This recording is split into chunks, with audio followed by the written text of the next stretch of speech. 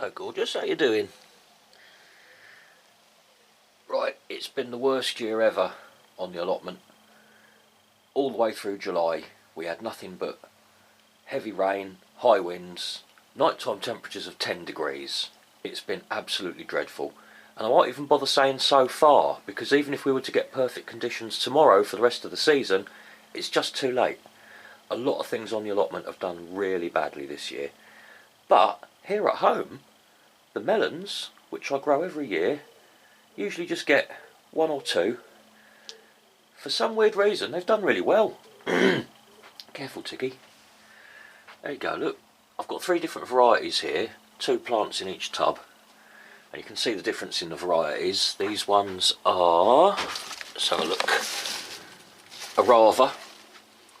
They were the quickest to fruit, and they've also been the quickest to swell and ripen. And as you can see from the leaves starting to go a bit yellow, they're also the first to start dying off at the end of the season. So they're a very early variety, them Arava, and they did well. These ones here, which as you can see are quite a long way behind, that one on the right there, I'm probably going to eat that tomorrow. It smells gorgeous. It smells a melon. It's ready to go. There's a little one growing down there as well. So these ones, which are a fair bit behind, they're 2 different varieties coming from this tub and this tub. Now this one here is Emir. Yeah, Emir. And this one over here, I can't stop looking at them, they're so good. Well pleased with them. Possibly more coming there, although if they do start to form, I don't know whether or not I'll leave them, because I want these ones to swell and ripen. This one's Melba. Is it say at the back? Yeah, Melba. So I'm very, very pleased with my big bouncy juicy melons this year. And as you can see, the chilies are doing alright as well. Okay, so that's one thing that I'm going to be eating quite soon. Here's the other. Right there, lads. They had to come home. I couldn't leave them in with the young girls, with Freckle and the 2 Polish girls, because they're just growing so fast. They are more than double the size of little Freckle and little Minstrel and Babs. And although they're not getting randy with them yet, well, they weren't. They've been here a week. I moved them up here last Sunday. Although they weren't getting randy, they were just getting boisterous. It wasn't fair on them. They were stopping the Polish girls from getting near the feeder. I mean, the 2 of them, they're still boisterous, but they're not causing any problems to much more fragile little birds, you know. I've tried desperately to rehome them.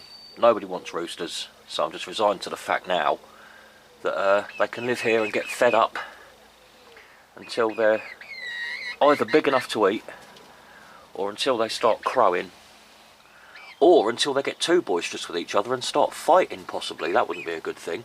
At either of those 3 points, that's when I'll have to have a word with Alan up at the allotment, or Steve, and see if somebody can do the deed for me. And have my first bit of roast chicken in 10 years. That was your tail, wasn't it, Jonesy? Yes, mister. The cats aren't even remotely bothered by these 2 lads. Tigger and Jonesy have seen it all before. They know what chickens are. They've just not even bothered, even remotely. Mila's been a little bit interested. She's been sitting watching them. Oh, Tigger's back. Hello, Tigger.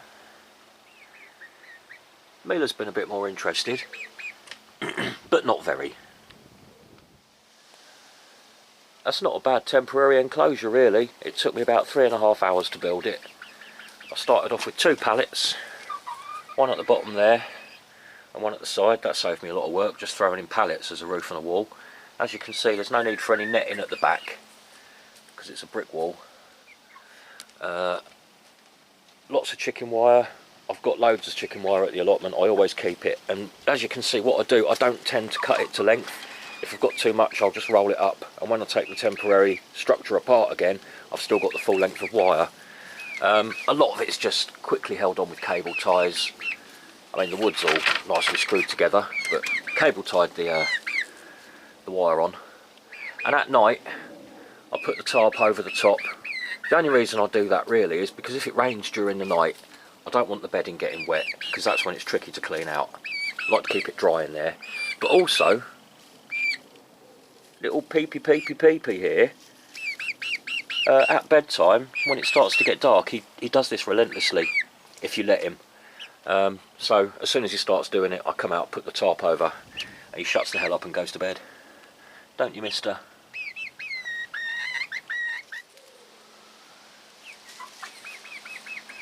Anything I've grown at home this year is just doing way better than what's up on the allotment, where it's so exposed. It's really, you know, at the mercy of the wind and the rain and the cold nights up there. Here in the garden, everything's a little bit more sheltered, and the things I've planted here are doing pretty well. The melons are doing brilliantly in the conservatory. Tomatoes are coming along a treat. Been eating them for a while already, and they're still coming through thick and fast. Got some nice plum ones over here as well, look. Looking forward to them starting to ripen. And oh yeah, these ones on here as well. Hey Tigger, there's Mila. What are you doing, madam? Nah, can't be bothered, can you? These tomatoes, which was supposedly a hanging basket variety, but I'd actually say, looking at that, it's not really a hanging basket variety. It's just hanging out of a basket. At this stage, I couldn't say how much longer the two lads here are going to be with us. Even if they don't crow for a long time, there are other factors which might mean it's time for them to meet the oven. But anyway, I'll catch you all soon. Goodbye from me, and goodbye from these lads, and from Mila, and from Jonesy. Yes, Jonesy. Yes, Jonesy. And from my little Tigger.